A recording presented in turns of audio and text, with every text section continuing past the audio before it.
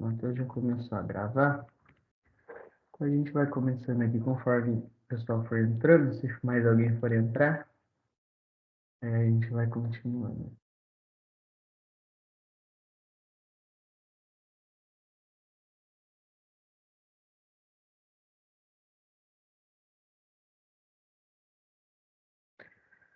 Bem, eu falei com a Luísa e com alguns alunos, e parece que vocês prepararam na unidade 4, né? Que fala de saneamento, eu acho, né? E aí, Isso mesmo. eu dividi com o meu outro colega que vai dar monitoria também de processo civil, e eu peguei as duas primeiras unidades para dar essa semana, que é petição inicial e tutela, e ele ficou com as outras duas, que é a resposta do réu e a fase saneadora. Eu não preparei nenhum slide, assim, então não deu tempo. Então vocês vão ter que se contentar com o meu rosto aí mesmo, mas qualquer coisa. Depois eu faço algum documento para vocês, se vocês quiserem, mando para vocês, não tem problema não. Mas vamos começar então. Eu tentei resumir ao máximo tudo, porque petição inicial é um pouco extenso, tutela é mais ainda. Então, eu tentei reduzir ao máximo para ver se cabe nesse período que a gente tem, mas qualquer coisa, se vocês tiverem dúvida ao decorrer da semana também, podem me mandar. Vocês, quem não tiver no grupo aí, eu acho que já foi encaminhado para vocês o link do grupo. É só vocês entrarem, tem meu número lá. Se vocês quiserem mandar no grupo mesmo as dúvidas, ou mandar no meu privado, não tem problema nenhum. Primeiro, vamos começar com a petição inicial. O Antônio entrou aí também agora. O Antônio entrou na hora que a gente estava começando. Antônio, tá aí? Eu acho que seu microfone está aberto, Antônio.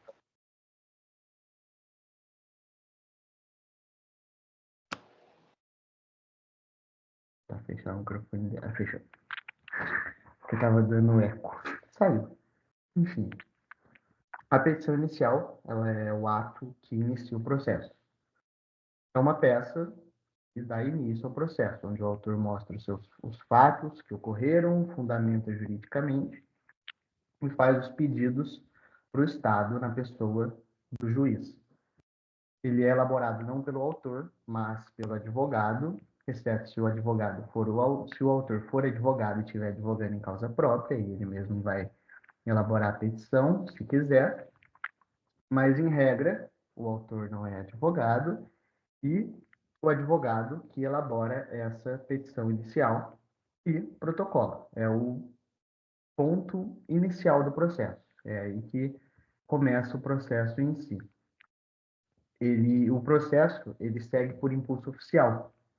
Então, o judiciário, na pessoa do juiz, que faz o processo caminhar. Depende da vontade do autor, independe da vontade do réu, é o juiz que faz o processo caminhar e ele faz o processo encaminhar por meio de despachos. Então, ele vai emitindo despachos e o processo vai entrando, vai caminhando. A Ana entrou aí também, entrou no comecinho da matéria. Então, é isso. A petição inicial é o primeiro ato do processo, a peça que inicia e o processo vai seguindo com os despachos do juiz. O juiz faz o processo caminhar de ofício. A petição inicial apresenta os pedidos que o autor deseja conquistar no final do processo. E o juiz, no final do processo, quando for emitir a sentença, ele tem que respeitar os pedidos lá da inicial. Ele tem que respeitar o princípio da congruência. O princípio da congruência nada mais é do que o juiz ele não pode conceder à parte nada mais do que foi pedido, nada diferente daquilo que foi pedido na inicial. São os famosos ultra petita e extra petita. Se a parte pediu, por exemplo, danos morais, danos materiais, por exemplo, e o juiz viu que houve também caso de danos morais no processo, ele não pode simplesmente ir lá e falar, então vou condenar em danos morais também. Não. Se o autor pediu só danos materiais, a condenação tem que vir só para danos materiais. A petição inicial, ela tem alguns requisitos. 7 no total. Esses requisitos estão no artigo 319. Se for descumprido algum requisito, vão ter consequências e a gente vai ver um pouco mais para frente.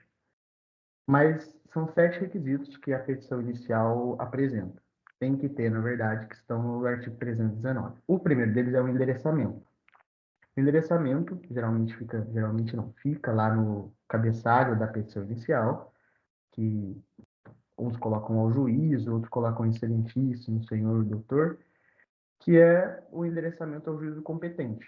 Cada processo tem um juízo competente para julgá-lo, e esse endereçamento é direcionado ao juízo competente. Ao juízo competente, não é o juiz, é o juízo competente. O segundo requisito é a qualificação das partes. Geralmente, você acha que vocês já fizeram petição inicial em estágio, então vem lá, fulano de tal, as qualificações dele, solteiro, brasileiro, a profissão, os dados, endereço. Essas são as qualificações da parte. Tem que qualificar tanto o autor tem que tanto se qualificar, quanto o réu. O réu também tem que ter as qualificações dele na petição inicial. O terceiro requisito é a causa de pedir. A causa de pedir ele engloba os fatos e os fundamentos. É o porquê de você estar fazendo aqueles pedidos. Então, você vai nos fatos relatar o que aconteceu, contar aquela tradicional historinha de tudo que aconteceu, e os fundamentos, você vai dizer qual que é a repercussão que esses fatos têm no mundo jurídico. Nem sempre os fundamentos vão ser apenas os textos da lei. Da gente que já vai jogando lá os textos da lei e acha que está fundamentando. Não, não é só os textos da lei que complementam o fundamento. Sim, são importantes, a maioria das vezes estão presentes, mas o mais importante é a repercussão que aqueles fatos, que aquele acontecido tem no mundo jurídico. O quarto requisito são os pedidos. Os pedidos geralmente vêm no final da petição inicial e eles têm que ser especificados. Eles não podem ser genéricos. E tem duas medidas pedidas nos pedidos. A imediata, que você faz em face do juiz, ou seja, você pede para o juiz a tutela jurisdicional, que o Estado vai decidir em relação àquele processo. Ou seja, você pede a sentença, porque o juiz decide por meio da sentença. E imediata, que é em face do réu, que você vai pedir ou a condenação, ou a constituição, ou a declaração. Quinto requisito é o valor da causa. O valor da causa, as regras do valor da causa estão lá nos artigos 289 e os seguintes, e tem que, no final da petição, constar o valor da causa, que é o valor que você está dando a somatória dos valores inerentes àquela petição. Também é necessário as provas, que é o 2, 3, 4, 5, 6, 7. Sétimo requisito. Certo? Perdi a conta. Mas, enfim, são as provas do próximo requisito. Que você tem que provar todo o alegado, tudo que você alega na inicial, você tem que provar, você tem que fazer prova disso. Na petição inicial, você vai juntar apenas os documentos. As outras provas, orais, periciais, vai acontecer ao decorrer do processo, porque não tem como você juntar as provas orais, por exemplo, já na petição inicial. Então, você vai juntar o que você pode. O que você pode, no momento, são os documentos. Então, a petição inicial tem que ir munida dos documentos que provem todos os fatos alegados, ou a maioria dos fatos alegados na inicial. O que puder ser provado por documento vai ter que ser juntado na petição inicial. E o último requisito é em relação à audiência de conciliação e mediação, que a gente vai ver melhor mais para frente, mas na petição inicial é onde o autor se manifesta acerca da petição, da audiência de conciliação e mediação, se ele vai optar pela ocorrência ou não ocorrência dessa audiência que acontece preliminarmente no processo. Tem alguns outros requisitos que podem ter na petição inicial. Na verdade, o primeiro deles é o requerimento para a citação do réu, que o CPC ele não menciona esse requisito, porque trata-se de um ato de ofício do juiz. Então, o juiz automaticamente, recebida a petição inicial, vai mandar citar o réu, para ele apresentar a defesa, até porque existem os princípios da ampla defesa e do contraditório, então, de ofício mesmo, o juiz vai mandar citar o réu. Os endereços para intimações, que só acontece quando o advogado está atuando em causa própria, que ele deve indicar na inicial o endereço na qual ele receberá as intimações. E o pedido liminar, que são as tutelas, que a gente vai ver mais para frente, que a maioria das pessoas tem problema com elas, e eu tive, inclusive, desde que necessário e cabível, pode ser feito o pedido liminar ali, por meio da tutela provisória de urgência, seja ela cautelar ou antecipada. Após o protocolo da petição inicial, vai haver a distribuição dela. Ela vai ser distribuída para uma das varas competentes na cidade. Se a cidade tiver mais de uma vara, por exemplo, Lorena aqui tem 2 varas cíveis. Então, vai ser direcionada para uma dessas varas por meio de sorteio. Se tiver uma vara só, vai para essa vara apenas. E aí, depois disso, o juiz vai receber a petição e vai fazer o exame dela, o exame judicial dela, que vai ver se ela cumpre alguns requisitos, os requisitos que a petição inicial deve ter, e ele pode tomar 4 atitudes nesse momento.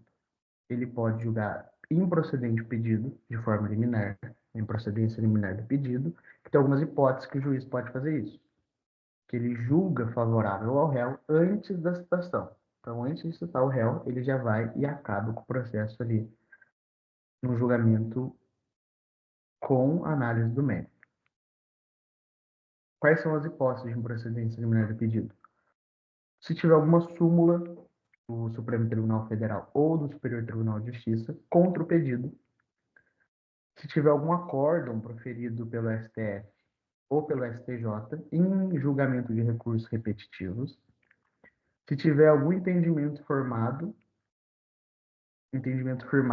naquele tribunal acerca do pedido, e se tiver uma súmula do tribunal sobre direito local. E também em caso de prescrição e decadência. Se o juiz já ver que o caso prescreveu, os pedidos prescreveram, ou sofreram decadência, ele pode improceder liminarmente o pedido. Se ele vê que os requisitos estão cumpridos, não é caso de improcedência liminar do pedido, ele vai deferir a inicial, que é o momento que ele vai despachar, ordenando a citação do réu. Geralmente vem escrito lá, receba inicial, alguma coisa assim, no despacho inicial. E aí manda citar o réu já. Ou ele pode também ver que a peça está ok, mas está faltando alguma coisa, está faltando algum documento, está faltando algumas qualificações, e ele vai sanear a petição. Se a peça apresentar algum vício, ele vai mandar emendar a petição inicial, no prazo de 15 dias. Se o autor não emendar, a petição vai ser indeferida. Se emendar e tiver ok, aí ele vai receber e vai mandar citar o réu. Ou ele pode já indeferir a petição inicial de cara, sem pedir para sanear. Em 4 casos. Primeiro é quando tiver a inépcia da inicial. A inépcia da inicial tem a ver com os pedidos. Então, se os pedidos, por exemplo, não estiverem de acordo, ele pode alegar a inépcia da inicial e indeferir a inicial. As hipóteses da inépcia estão no artigo 324 do CPC. Se ele vê que a parte é ilegítima, se houver ilegitimidade da parte, ele já pode indeferir a inicial também. Se também a parte não tiver interesse, falta interesse de agir na parte autora, ele também pode indeferir a inicial. Ou, quando ele descumprir algum requisito, que a gente já viu o juiz mandar sanear, ele não sanear, vai indeferir a inicial. Se o réu não obedecer e não emendar a petição, vai indeferir a inicial. As consequências do indeferimento é a extinção do processo e análise do mérito. Então, não vai ter análise do mérito, o juiz vai matar o processo no ninho, como dizem, e vai ficar por isso. Então, esse despacho da inicial ele pode ter 2 efeitos. Positivo, que é quando defere a inicial e o processo continua, e quando ele indefere a inicial e o processo acaba por ali. Sobre os pedidos. O pedido ele é o núcleo da petição inicial. Então, o objeto da petição inicial são os pedidos. O juiz todo o processo vai decorrer em prol dos pedidos. E é em relação a eles que toda a petição inicial vai ser elaborada. Os fatos, os fundamentos vão ser todos em vista dos pedidos que o réu vai fazer no final da petição.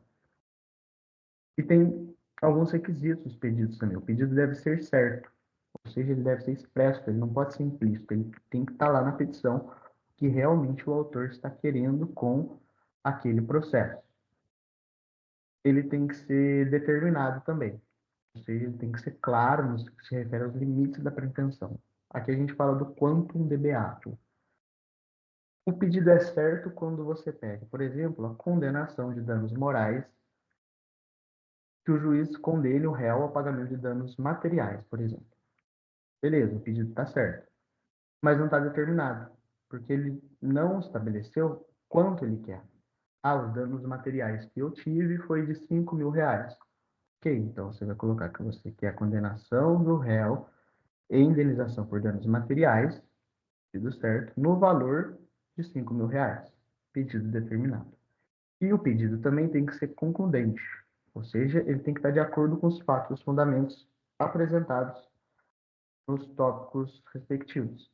Então, se os pedidos não tiverem nada a ver com os fatos e os fundamentos, a petição vai ser indeferida por inépcia. Tem alguns casos em que o pedido, que é pedido genérico, que cabe o pedido genérico, que é quando o pedido é certo, mas ele não é determinado. Em caso de herança, por exemplo, em caso de indenização por lesão corporal, que ainda não se sabe a extensão dos danos causados, e também processos que têm prestação de contas. O pedido ele pode ser genérico, é permitido. O CPC permite que os pedidos sejam genéricos, ou seja, pedidos certos, mas indeterminados. E se nesses processos, após a instrução, chegar na sentença, ainda não tiver obtido, o juiz ainda não tiver obtido elementos necessários para tornar o pedido determinado, a sentença será ilíquida. E aí tem que passar por uma fase que vocês vão ver, acho que no próximo semestre, que é a fase de liquidação, que ela vem antes da execução, para poder liquidar a sentença, ou seja, tornar o objeto determinado também um valor certo daquele pedido. O pedido ele também pode ser combinatório, que são aqueles em que eles pedem, o autor pede para fixar uma medida judicial para forçar o réu a cumprir a sentença. Por exemplo, as multas. Tem muitos processos que a gente vê que o autor pede alguma coisa e pede multa diária, por exemplo, enquanto o réu não cumprir se for condenado. Se o réu, por exemplo, for condenado a pagar uma quantia X, enquanto ele não pagar, vai ter multas diárias aí num valor que o juiz vai determinar também. Também existe a hipótese do pedido ser alternativo, que é quando o pedido é fixo, mas ele visa um resultado ou outro. É uma alternativa. O réu pode optar ou pagar de um jeito ou pagar de outro jeito. Por exemplo, se você pede a condenação de alguém que está te devendo 5.000 reais. E aí você pede ou que seja pago 5.000 reais em dinheiro, em pecúnia, ou você pede que seja pago por um bem móvel no valor de 5.000 reais. Então você pede para o juiz que quer a condenação do réu ao pagamento de 5.000 reais ou um bem móvel nesse valor, por exemplo. É uma alternativa, então o réu pode pagar, se for condenado, tanto em dinheiro quanto nesse bem no valor da condenação. E o pedido também ele pode ser subsidiário, ou seja, na falta do pedido principal, ele aceita outra coisa. Você entra com um processo visando X, condenação dele em X, ou a condenação, a declaração, mas você quer uma coisa X. Mas se porventura não der essa coisa X, você aceita o Y. Por exemplo, uma anulação de casamento. Você entra com um processo para anular um casamento. Mas, se porventura não ocorrer a anulação, você já pede o divórcio, porque você quer acabar de qualquer maneira com aquele casamento. Então, ou você pede anulação, mas, se não der anulação, você aceita o divórcio. Também há o pedido de prestações periódicas, que é quando tem dívidas vencidas e dívidas vincendas no processo. Por exemplo, uma ação de despejo, onde você cobra os aluguéis, os aluguéis devidos, que já estão vencidos, mas você cobra também aqueles aluguéis que forem vencendo no decorrer da ação. até sair a sentença. Então, você já engloba tudo no pedido aí, tanto os que já venceram, que já formou um montante X, quanto os que forem vencendo ao decorrer do processo e vão juntando com esse montante que já estava vencido. E também tem a opção dos pedidos acumulados, que é quando você quer duas coisas ao mesmo tempo. Por exemplo, você entra com uma ação contra uma pessoa e pede em face do réu danos materiais e danos morais. Detalhe que esses dois pedidos têm que ter conexão. Então, você está pedindo danos morais, porque você sofreu um dano moral, e em decorrência desse dano moral, você também sofreu um dano. Desculpa, você está pedindo um dano material, e em decorrência desse dano material, você também está pedindo um dano moral que você eventualmente sofreu quando os fatos aconteceram. A hipótese de aditamento e modificação do pedido é possível ao decorrer de toda ação. Porém, antes da contestação, o autor pode alterar, aditar os pedidos de forma livre, porque o réu ainda não apresentou sua defesa. Mas, após a contestação, o autor não pode mudar ou aditar livremente os pedidos, ele tem que requerer e o réu vai apresentar o seu parecer em relação a isso. Tem que ter a anuência do réu para aditar ou modificar os pedidos. Em relação à audiência de conciliação e mediação, é uma audiência que ela acontece de forma liminar, no começo do processo. Ela acontece entre a petição inicial e a contestação. Na audiência de conciliação e mediação, a contestação ainda não foi apresentada. Então, após o despacho da inicial, quando o juiz der o despacho da inicial, na verdade, ele já vai mandar citar o réu e nessa citação já vai a intimação para ele comparecer na audiência de conciliação e mediação. E isso mesmo. O réu vai ser citado e nessa citação já vai ter a intimação para ele comparecer nessa audiência de conciliação e mediação. E um detalhe importante é que essa notificação ela deve ocorrer com pelo menos 20 dias de antecedência da audiência. Então, no mínimo 20 dias antes, o réu tem que ser intimado em relação a essa audiência. E quando não vai ocorrer essa audiência? Primeiro, quando tratar de direito indisponível, porque é um direito que não pode dispor. Numa audiência de conciliação e mediação, cada parte tem que ceder um pouco para as duas entrarem em um acordo. Quando você está cedendo alguma coisa, cedendo um direito, você está dispondo desse direito. E os direitos indisponíveis, como o próprio nome já diz, não pode dispor. Então, não tem como ter uma audiência de conciliação, porque por tratar de direito indisponível, nenhuma das partes pode dispor. Então, não tem como ter uma conciliação aí. Então, não cabe a audiência de mediação e conciliação. E também não vai ocorrer audiência de conciliação e mediação quando houver desinteresse das partes, ou seja, nenhuma das partes está interessada na audiência. Ou melhor, as duas partes não estão interessadas, porque se uma parte estiver interessada, vai haver audiência de conciliação e mediação. Onde que cada parte tem que se manifestar acerca da audiência de mediação e conciliação. O autor, a gente já viu, tem que se manifestar na petição inicial. Uma manifestação simples, uma linha, duas linhas no máximo. O autor tem interesse em audiência, o autor não tem interesse em audiência. Se ele tiver, beleza. O réu vai ser citado para poder comparecer. Se ele não tiver, aí a gente vai ficar aguardando. O réu vai ser citado do mesmo jeito, mas nós vamos ter que aguardar a resposta dele em relação a isso. No caso de omissão de ambas as partes, se ambas as partes não falarem nada, é porque concordam com a audiência. Quando que o réu tem que se manifestar? Na contestação? Não, porque ela acontece antes da contestação. Ele vai se manifestar por meio de petição simples. Ele vai apresentar uma simples petição no processo, com 10 dias de antecedência da audiência, dizendo se quer ou não.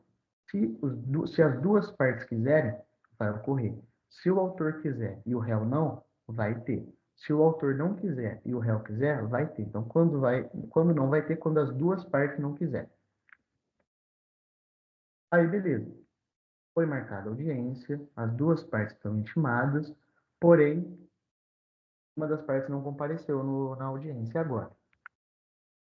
Se a parte justificar, beleza, vai ser remarcado. Mas se a parte não justificar a ausência, vai ser considerado ato atentatório à dignidade da justiça, e aí vai ter uma multa para ela de até 2% do valor da causa.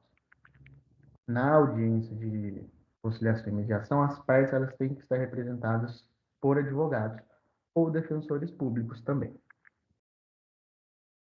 E quais são os efeitos que essa audiência tem?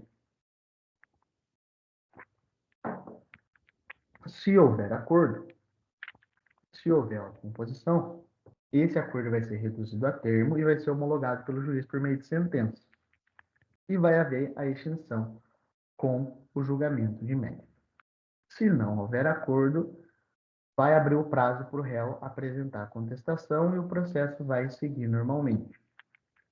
E o prazo para o réu apresentar a contestação começa a partir do momento que termina a audiência. Então, na data da audiência, começa o prazo para o réu apresentar a contestação. Bem, encerramos a petição, agora a gente vai para a tutela. Eu tentei resumir ao máximo, porque tutela é bastante coisa, então eu tentei resumir ao máximo e vou tentar explicar de uma forma fácil para vocês entenderem, que a gente tem pouco tempo aí. Mas eu vou tentar explicar da maneira mais breve possível, de uma maneira fácil para vocês tentarem entender, porque eu sei que é um tema chato de entender, eu mesmo custei para entender, então eu vou resumir de uma maneira fácil para vocês entenderem. Existem dois tipos de tutela: a tutela provisória e a tutela definitiva. A tutela definitiva, ela é uma decisão tomada no final do processo, por meio de sentença pelo juiz. Depois de passar todas as fases do processo, o juiz vai tomar uma decisão e essa é a tutela definitiva. A tutela provisória, ela é tomada antes do término do processo. E aí, consequentemente, permite o gozo antecipado e imediato daquele direito pela parte que requereu a tutela. Ela tem um caráter provisório, ela pode ser revogada a qualquer momento e, se for deferida, no final do processo, quando houver a tutela definitiva, essa tutela provisória vai ser apenas confirmada. Essa tutela, inicialmente, se subdivide em satisfativa e cautelar. A satisfativa, ela é para efetivar um direito material, ou seja, ela adianta um benefício que a parte só teria no final do processo. E as cautelares, ela visa garantir o direito para uma futura satisfação. Então, a parte só garante esse direito, ela não vai gozar desse direito agora, ela só vai garantir ele, vai deixar ele quietinho, bonitinho, e no final do processo, se for julgado procedente o processo, confirmar essa tutela, aí ela vai poder gozar desse direito. Ou seja, ele vai ficar ali intacto, aguardando o julgamento final. Essa tutela ela pode ser de urgência ou de evidência, e elas têm alguns requisitos. A tutela de urgência tem dois requisitos: o fumus boni iuris e o periculo in mora. Enquanto a tutela de evidência só tem um requisito: o fumus boni iuris. O fumus boni iuris, o periculo in mora, para explicar, eu acho, ele nada mais é do que o perigo na demora. Então, por isso que é urgente, porque se demorar muito, a parte não vai conseguir usufruir do direito que ela tem. E o fumus boni iuris é o direito líquido e certo. Nada mais do que isso. O que é o direito líquido e certo? É um direito que decorre de fatos incontroversos. Então, os fatos ali alegados são incontroversos. É facilmente provado por meio de documento. E o direito tem que ser certo também. Ou seja, os fatos têm que estar incontroversos e o direito é claro em relação àquilo. A tutela provisória de urgência, ela pode ser antecipada ou cautelar, e ela pode ser antecedente ou incidental. A tutela provisória de urgência antecipada, ela serve para garantir a satisfação, ou seja, ela antecipa a entrega do bem da vida para antes da decisão final, porque há risco ao resultado útil do processo se demorar para ela gozar desse direito. Um exemplo disso é uma pessoa que necessita de um tratamento de saúde urgente. É caso de vida ou morte. Se ela não tiver esse tratamento em questão de dias, ela vai morrer. Ou seja, tem um resultado útil, tem um risco ao resultado útil do processo. E na tutela provisória de urgência cautelar, ela garante para satisfazer no final do processo. Ou seja, ela conserva o bem ali para depois do julgamento final a pessoa poder gozar. Arrisco apenas ao direito, mas não ao resultado útil do processo. Exemplo claro disso é uma pessoa que está devendo, por exemplo, para muitas pessoas, inclusive para mim. Aí eu vou e entro com um processo contra ela porque ela está me devendo, por exemplo, R$ 5.000.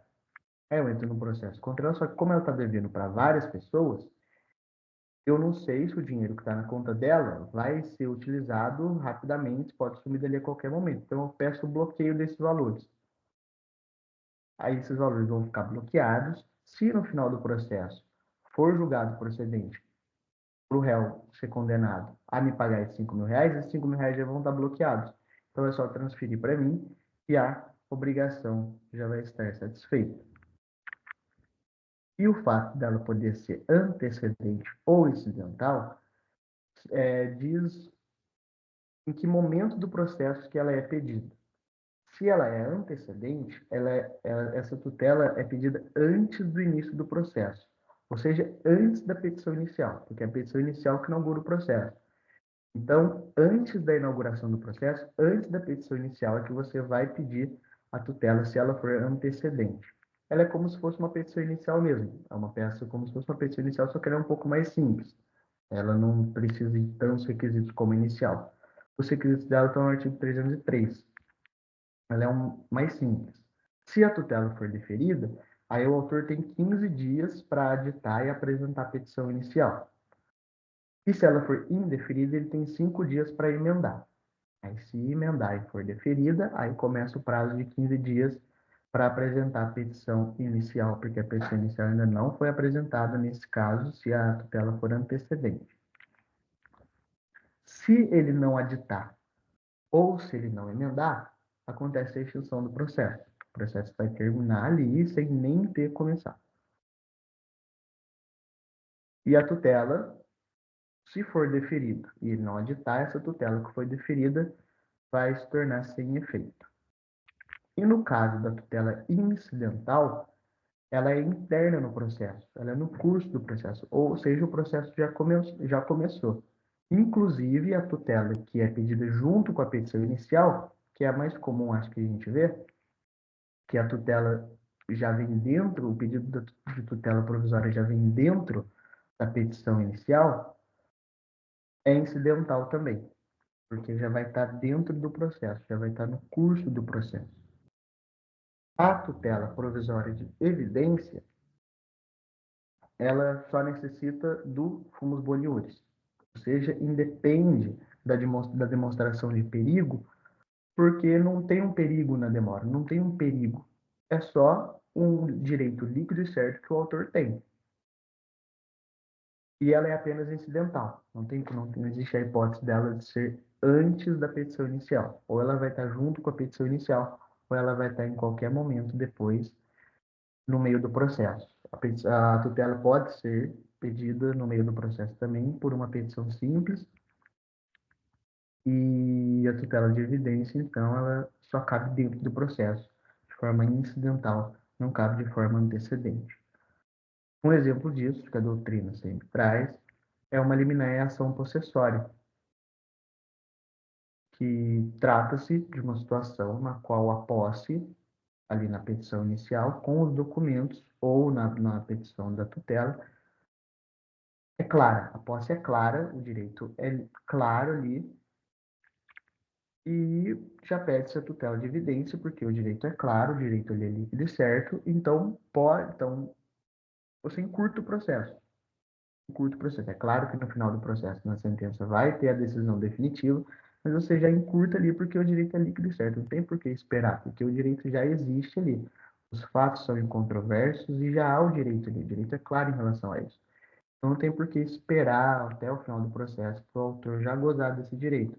Ele já pede antes, porque o direito é claro, é líquido e certo, E no final da sentença, se for deferida a tutela de evidência, na sentença o juiz vai apenas confirmar essa tutela. É isso, a gente terminou até um pouco adiantado. Se vocês tiverem alguma dúvida, podem perguntar aí, ou no chat, ou no microfone.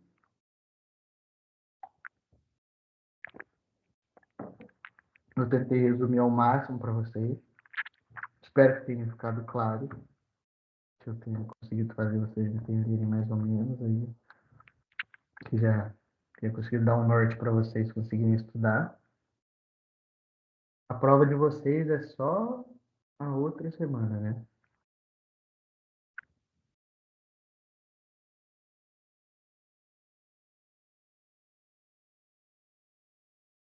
Se vocês, quando forem estudar, também tiverem dúvida, alguma coisa, podem mandar para mim no privado, não tem problema nenhum, não.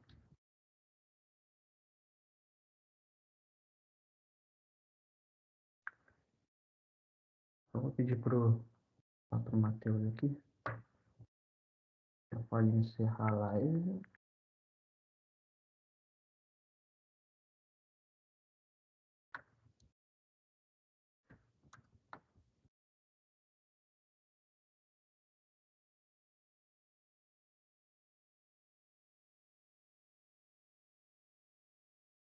E é isso, gente. Qualquer coisa podem me mandar, vocês estão no grupo aí. Acho que o pessoal já saiu, mas eu vou falar para quem for assistir a gravação depois. Qualquer dúvida aí podem me chamar no grupo, vocês têm no meu número aí no grupo também podem pegar. Me chamar no privado, eu tiro as dúvidas de vocês sem problema algum.